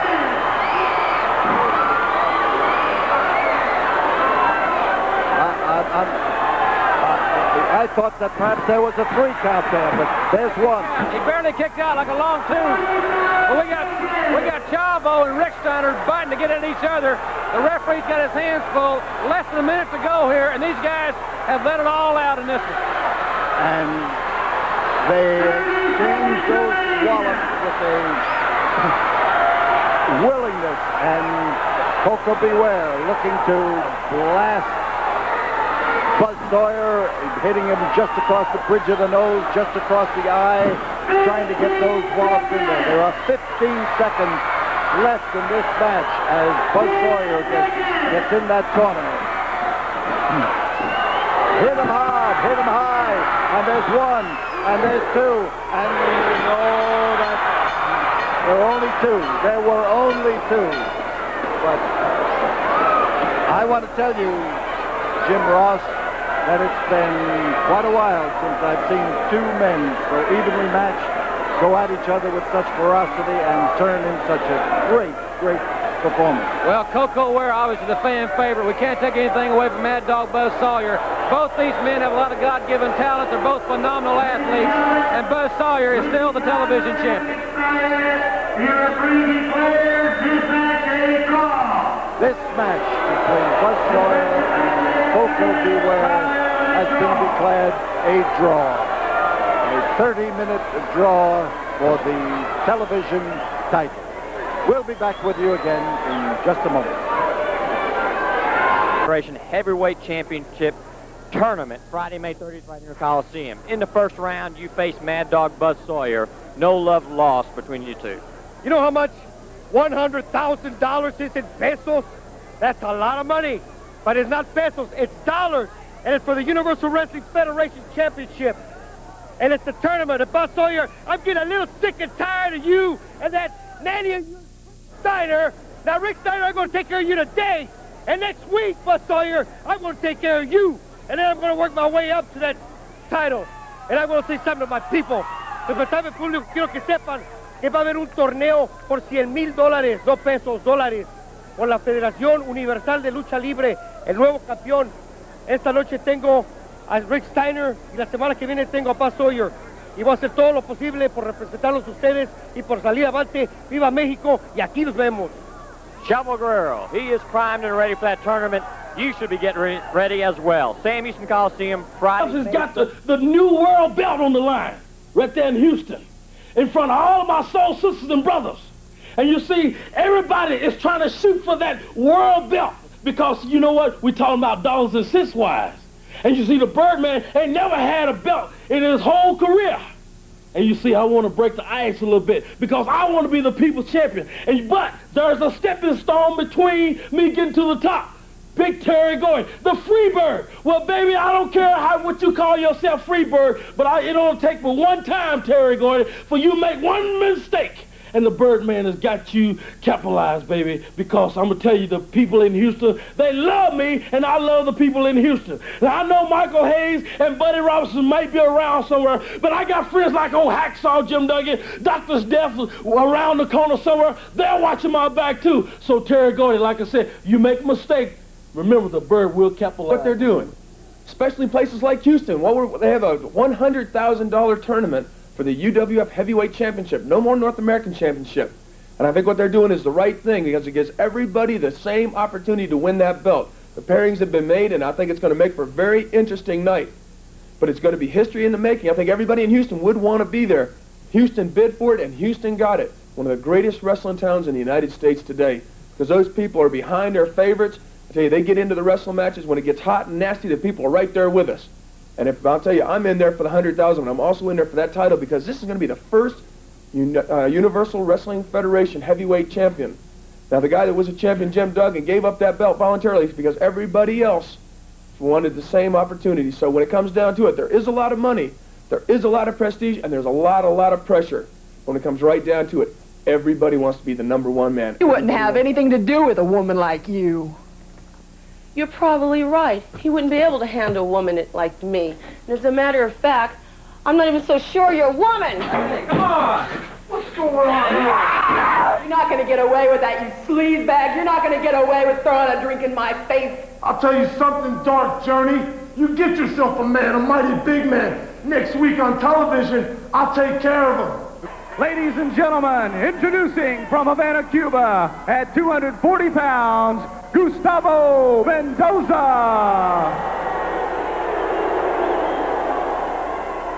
His opponent, weighing 245 pounds, from Texarkana, Arkansas, Perry Jackson. This match, 1 fall or 10-minute time limit. Ladies and gentlemen, that footage we saw as we came on the air, what an explosion at the Tea Party. The Tea Party footage, Dark Journey, Lady Maxine. I'll tell you, there was real electricity in that room. And later in the hour, the challenge has been issued. We'll see who Dark Journey brings to the ring with her to go against Jack Victory. Lady Maxine will also be at ringside. The big thing last week, Cowboy Bill Watson. What a blow-up. And great American patriotism ran through this tremendous facility in Tulsa, Yeah, but he's Oklahoma. a president. He's supposed to act like a president. Well, he acted like I don't like Russians either, but he didn't stay in his official capacity like he was supposed to. Well, I don't know. No, I think his good hammerlock there. Double twisted it. Good from by Jackson. We're going to hear from Cowboy Bill Watts too, ladies and gentlemen, in just a few moments, and something that I promise you don't want to miss. You know, right now, I'd like to take time to say hello to our youngest brother, Roy. He's on a football scholarship down there at Nicholls State with the Colonels. And congratulations to Sonny Jackson and the fine football team. You see, in our family, we just put out superior athletes. Of course, he's the first one that went to college. You know, we cut the corners. he didn't really want to go. He don't like school. It's just that he got a football scholarship, so he got free school. Right. Well, maybe he'll really make something of himself. Let's hope so. Well, if he follows in our footsteps, he'll be great. Now, good shoulder tackle. See, going for that win like I talked about last week. Take the wind out of the man, he moved. Right on the shoulder, he should work that arm. You know, this is an interesting matchup because if you go back and examine the records of Perry Jackson and Gustavo Mendoza, obviously, if you follow the program, they're not tremendous, but because of their records, this match so evenly contested, and it's so very important to these young men. Well, wait, first of all, you're wrong. They're both tremendous because they're professional wrestlers. Exactly. Professional wrestlers are the only athletes that give and go. We don't have shoulder pads. We give 100% every time. But that's right, they're not the top ranking. But hey, brother, anytime anybody can get in a slump and come right out. Look at the Cincinnati Reds right now.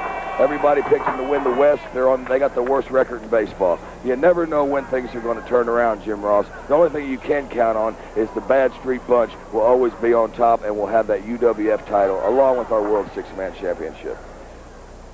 Again, ladies and gentlemen, if you just joined us, you just heard from Freebird Michael Hayes. P.S. Purely sexy. Michael P.S. Hayes. For some reason, it just doesn't roll off my tongue. Well, you're not a woman, that's why. Well, that's true. All right, now he's got a good arm bar. There's a forearm across the chest. Legal forearms. Oh, shot him into it. I think he hit his nose on that metal piece. You see that? I don't think his face caught the padding. I think his nose caught the metal extension hook. Perry Jackson played a little college football. Gustavo Mendoza from Havana, Cuba. Smart move. Get that height, and you're going to have a lot more speed coming down. Boom. Good move. Good move. Drove the elbow to the small of the back, small of the neck. Going for a suplex here. Nope, I'm sorry. Ran that back in there. Good kicks, but see, they're not going for the pin. I can't emphasize that enough. Now there's the suplex. Good move. Go for the pin. He's not hooking the leg.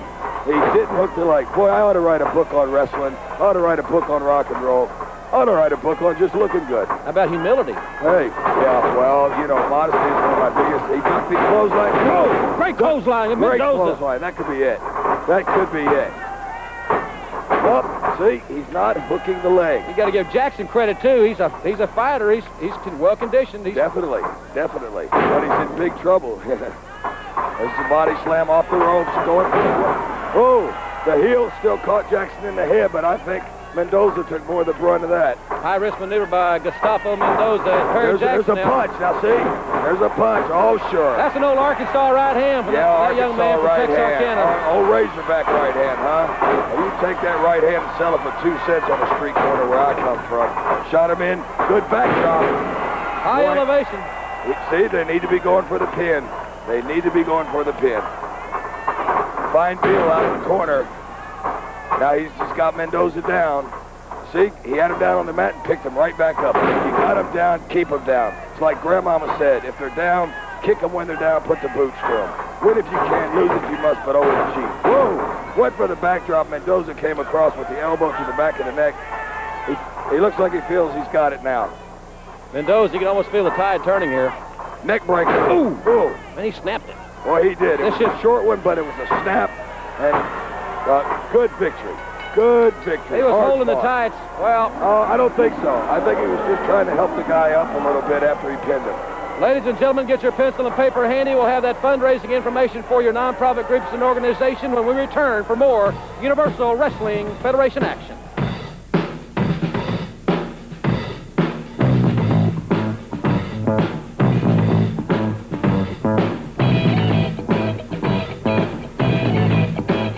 Convention Center for the Universal Wrestling Federation. We'll have Ted DiBiase in action in just a few moments. But right now, here is that announcement I made about the fundraisers. It's a great way to raise money for your nonprofit group or organization. Listen to this. Attention nonprofit groups and organizations. Here's a great fundraising idea. Mid-South Sports Universal Wrestling Federation will work with you in raising much-needed funds. If you haven't considered using America's premier sports entertainment event, then today is the day. See the stars of the UWF in your gymnasium or athletic field. For more information, contact Scott Munns by calling 918-366-8000 or by writing to 116 West Breckenridge, Bixby, Oklahoma, 74008. Call 918-366-8000 today. That number again, ladies and gentlemen, is area code 918-366-8000. Ask for Scott Munns. He'll give you all the information you need to raise money for your nonprofit group or organization. We're about to see Ted DiBiase in action. I want to see this myself. You know, I'm just getting a little bit sick of DiBiase. Not that that's anything new, but I want to watch this myself. That's the reason I'm here. I've got a main event match, but I'm going to scout it. Let's go to the ring. Ladies and gentlemen, introducing first from Houston, Texas, at 240 pounds, Gary Young. He gets on my nerves, man. He gets a lot of his opponent's nerves, especially with that figure 4 leg lock or a power slam. His opponent now in the ring from Omaha, Nebraska, at 252 pounds, Ted DiBiase. This match, 1 fall or 10-minute time limit. He looks like a corn husker. That's what his face looks like, a corn. Piece of chewed off corn. He looks like he's in great physical condition. Of course he is. He's a pro wrestler. I mean, he looks like he's in superb condition. He's really, I think, hasn't. I don't think Ted DiBiase's reached his prime, even though he's a top 10 contender. I think we have yet to see his best. Well, he better try to get somebody else, because if he's going to get any better, it's not going to be wrestling us, I'll tell you that. Tremendous athlete. Of course, he's a second-generation wrestler. His late father, Iron Mike DiBiase, lost his life in a professional wrestling match, but Teddy's carrying on the family tradition, as Hank Jr. would say, quite well. Wait a minute. Now, you're going a little bit too far, Ross. You know, second-generation wrestler. You know, me and my brothers, we didn't have no daddy get us into wrestling. We didn't have nobody. We did it all on our own. And you talk about how great a wrestler his father was. I went and checked the record books. His father wasn't that great a wrestler. Even though that was a good waist lock takeover, guys in the ropes, his father wasn't that great a wrestler. That's a little cold, Michael. What do you mean it's cold? Well, I mean, he was a Big 7 champion, an All-American. Hey, facts are facts, baby. All right, well, let's get back to the match here. You've made your point, I think, perfectly clear. Of course I have. Well, that animosity, I remember in Atlanta, Georgia, how many pile drivers did it take to put him in the hospital? I don't remember. 1, 2, 3, 4. What does it matter? He went to the hospital. Yeah, they were all on the concrete floor. I think that's something that none of us that watched that particular program will ever forget. And also the footage that DiBiase was in the hospital for several weeks after that is something we'll all never forget, especially DiBiase. Well, look, I came here, and like I said, I don't have my brothers here because I've given fair warning to all wrestlers. That's why they're all getting in shape in the UWF. It's the biggest organization, but they know the Freebirds are here now, and they better get in the best shape of their life, and they better, if they want to save their careers, go somewhere else, put their apartments or their condos, finish their leases, put their houses up for sale, and move out of here, because we are moving in. Well, I think the one thing, Michael, I think you will agree with me on, perhaps, who knows, is that the competition here is the toughest in the land. I don't think they're going to leave that easy. We'll have to show it in the ring. Well, maybe they won't, but if they don't, they'll have to walk down Bad Street. Of course it's the toughest in the land. That's why they bought the Freebirds. I told you before, to get to the top is one thing, to stay there is another, and the only way you do is by having great competition. DiBiase with the arm bar. He's really worked on the arm of Gary Young. Yeah, but see, these big arms here, he couldn't work an arm like that. DiBiase, the ultimate strategist in the ring, makes very few mistakes and has a wide repertoire of finishing maneuvers. He made a mistake in 1981 when he messed with the Freebirds. A lot of people know us. Anybody that messes with us makes mistakes. Good knee to the gut. Good knee. Went for the elbow and missed it. DiBiase moved out of the way very quickly. Ted DiBiase, arm drag takeover. Good arm drag, but I think I've seen that left hand in the hair again. Well, I didn't see that. Well, of course you didn't see it, and of course the referee didn't see it because the fans love Ted DiBiase. I think everybody respects Ted. I think they do love Ted DiBiase, but I think they also respect him for what he is. He's the ultimate professional athlete, I think. Yeah, I respect him for him taking about an hour and a half to watch 60 minutes. That's what I respect him for. DiBiase now with the arm bar. Don't forget, ladies and gentlemen, in just a few moments we'll be hearing from Cowboy Bill Watts. As a matter of fact, later in the hour. It's something it was one of the most stirring statements I've ever heard. I want you to really be with us and stay with us in the next few moments. You know something? I think something big is coming up, too, on the 14th of June, as you well know, back in the Superdome. And that's why they bought the Freebirds, because as everybody knows, we hold many attendance records, and we hold the one in the Superdome. Oh, DiBiase! What a clothesline! Man, I got to give it to him. That was a clothesline. He couldn't do it to me, but that was a good clothesline. Picks him up for the slam. Good slam. That's it. He's going for the figure 4. And he is a master at the figure 4. That's history. Now, if it was me, I know how to reverse it. I can get out of it. But this punk here, he's through. DiBiase's got it locked. What a victory. Ted DiBiase control the match from the outset. The fans love it. Hey, I'm sick of him. I'm sick of this whole thing. I got to wrestle Terry Taylor. I'm going to go get pumped up. I'm getting ready for my match. You just have to check me later. All right, ladies and gentlemen, those comments from Michael Hayes, a tremendous victory for that man, Ted DiBiase. And we'll be back with some comments from Cowboy Bill Watts. Don't go away. We'll be right back after this from the Mid-South Sports Network.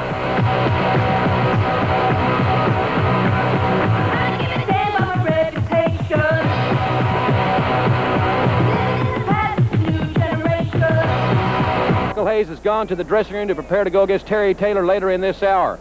But right here last week, ladies and gentlemen, it really broke loose.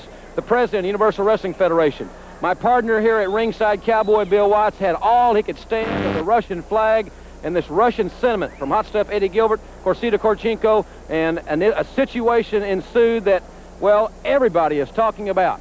I respect Cowboy Bill Watts as much as any man I have ever known, not just for his principles, but more importantly, I think, in many occasions for his patriotism. He made a tremendous stand physically, and he made another stand with an interview. I think you just don't, you will never forget it.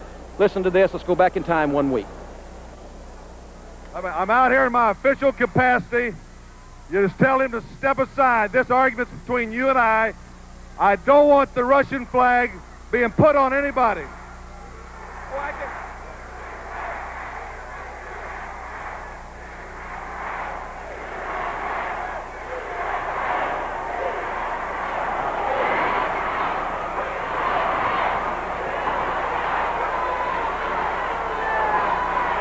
Now, just a minute. Just a minute. I want to be real clear. I hope you're not trying to intimidate me with all this muscle power, because as far as I'm concerned, I'm president of this company, and I'll guarantee you'll all be wrestling someplace else.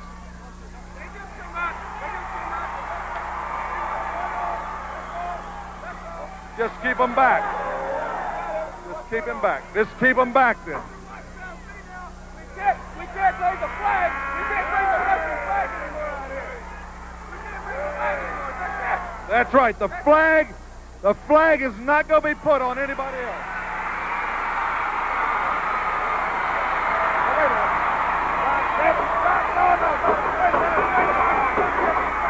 Hey, wait a minute, Doc. Wait a minute. Come on. Wait a minute. Wait a minute.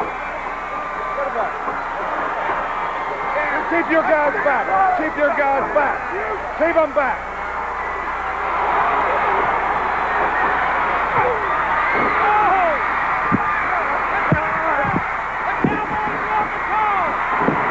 He's had all he can stand of the Russians and DiBiase and Dr. Death. Wham! Cowboy Bill Watts, Dr. Death, the Cowboys teeing off for the Russians. He's a proud American. He can't stand it any longer. Cowboy Bill Watts, Dr. Death, and DiBiase are cleaning house. They're standing tall.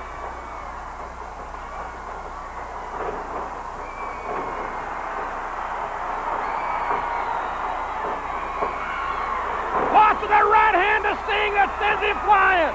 And look who's standing. Look who's standing. 3 Americans.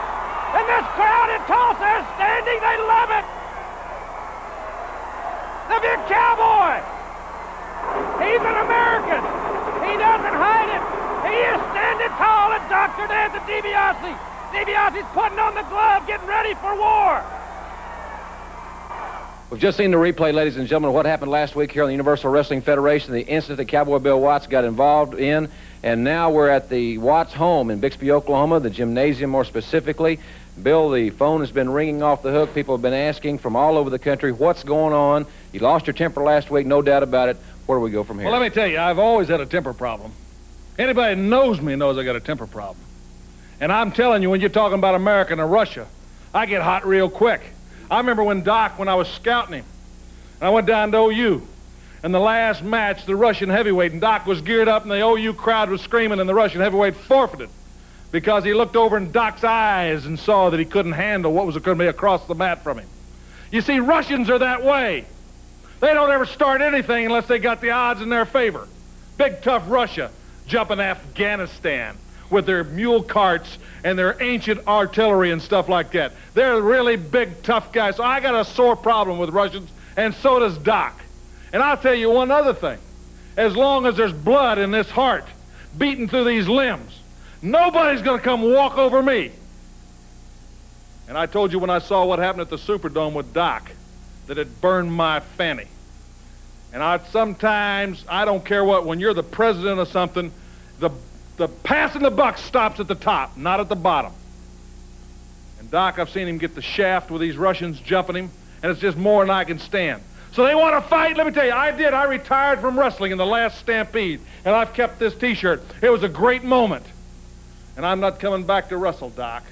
I'm coming back to do something that every great wrestler that is second nature to him, that's a dog-eat-dog street fight. And it doesn't take a lot of long-winded endurance-type condition. All it takes is hearts and guts and desire, and I got the meanest son of a gun I know walking, to walk tall with Cowboy Bill Watts one more time, and we're gonna kick you Russian tails and take your names and ship your fannies right back where you ought to be. So there you hear it, everybody. The stage, I tell you what, it's an explosive situation, almost like World War III. Cowboy Bill Watts, the supreme street fighter, is ready for action with Steve, Dr. Death Williams, Ted DiBiase, whoever it may be.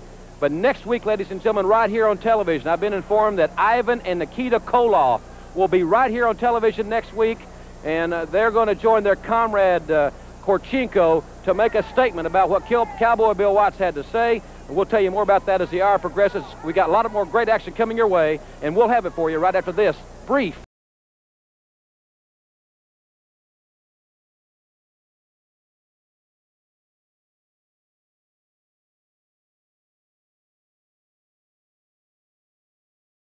Be better than winning the North American heavyweight title? What could be better?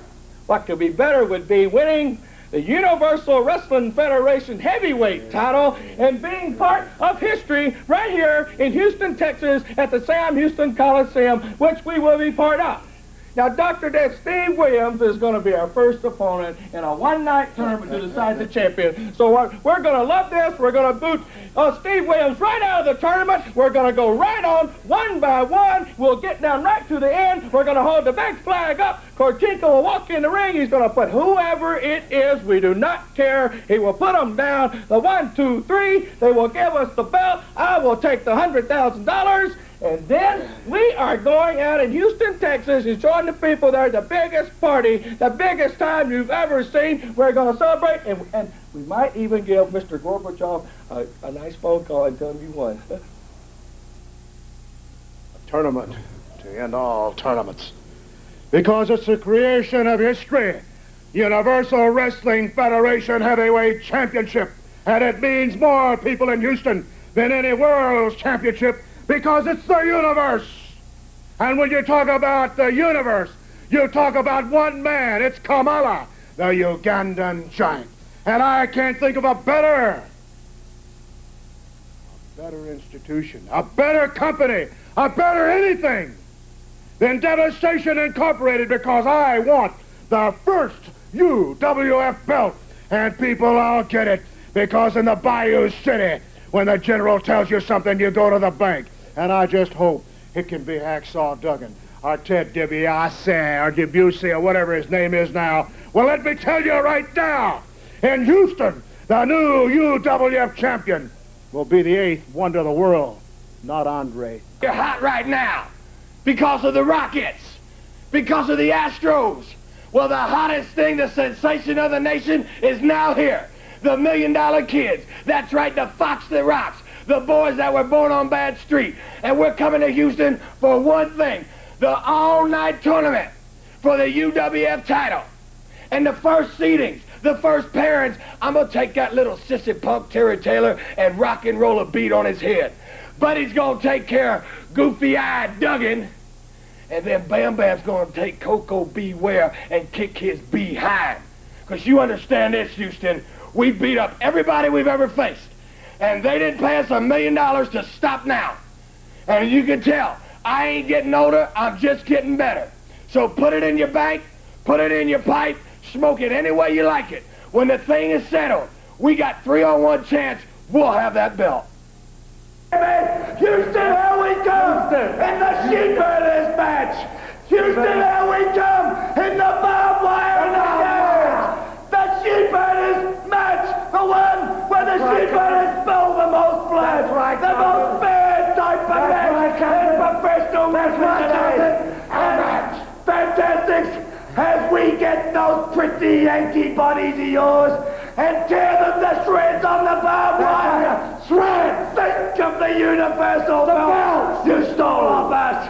And when we get your pretty little Yankee heads and rip them to pieces with the barbed wire, rip down your face. Think of the $1 million you cost us. You stole from us. And when you got no bloody Yankee blood left, that's right. When it's all gone, all run out of your body, then we're gonna pin you for the universal titles. And at the combined weight of 585 pounds, Luke Williams and Butch Miller, the Sheepherders. Also in their corner, Jack Victory. Their opponents first from Tennessee at 230 pounds, Tracy Smothers. And at 220 pounds from St. Petersburg, Florida, Brett Wayne Sawyer. This match, 1 fall or 10-minute time limit. Thanks very much for staying with us, everybody. Jim Ross with you at ringside. Michael Hayes has gone to the locker room to prepare to wrestle Terry Taylor later in the hour. Interesting situation has arose from that absence. I've been informed that Ted DiBiase wants to do the color commentary during that match. As we see the Sheepherders and this tremendous crowd at the Tulsa Convention Center showing their sentiment. You see American flags in this facility, dotting the tremendous crowd here. Our next television taping will be on Sunday night, May 25th. What a phenomenal card. 7:30 starting time. The Russians, Ivan and Nikita Koloff, will be with us. That Cowboy Bill Watts situation with Dr. Death. Those statements, I've never heard any stronger statements. It's about time that we Americans stood up for what we believe in. And the big cowboy is certainly one that has always stood his ground. And I'm sure if he's watching the monitor at this time or watching the television at home that he is just as incensed as he was. He doesn't get over things like that too easily, quite obviously. As the Sheepherders, it'll be Luke Williams of the Sheepherders going against Cat Quick. Brett Wayne Sawyer, they're exchanging right hands. As Luke Williams, who may be somewhat more deranged than his partner, and that's certainly no compliment to Butch Miller. Well, I'll tell you one thing, Brett Sawyer has got the Sawyer blood in him, no doubt about it, because he doesn't back away from anybody. Crazy Luke breaking the eyes. Sheepherders, former UWF Tag Team Champions. Sawyer with a tremendous forearm, and he tattoos Miller on the outside. Tracy Smothers come in. It's 2-on-2. These two fine young American athletes standing toe-to-toe with these veterans from New Zealand. There you see, what a mug. Luke Williams, Brett Sawyer once again exchanging blows. That would look maybe just a little low there. Face first into the turnbuckle. Brett Sawyer now getting to the corner, and the tag is made. Tracy Smothers now. Smothers now fighting back against Butch Miller. The big news in tag team wrestling, ladies and gentlemen. UWF has signed and will sanction a barbed wire cage match against the Sheepherders and the Fantastics to settle their situation once and for all. Now, I got to tell you, the cage matches are brutal enough, but when you have a barbed wire cage, well, let your imagination take you to that match. I've never seen anything like it. It's going to be, well, that's one heck of a way to have to settle a situation, but that is what it's come to. It's that physical with these two teams. As Crazy Luke's working over Tracy Smothers here in the Universal Wrestling Federation. Elbow right to the face. And the Sheepherders now controlling this match. Crazy Luke on the second rope there. Luke down head first. Tracy Smothers moved out of the way. Smothers with a drop kick, full extension. And Crazy Luke goes all the way out. On the floor and over the barricade, Crazy Luke Williams of the Sheepherders.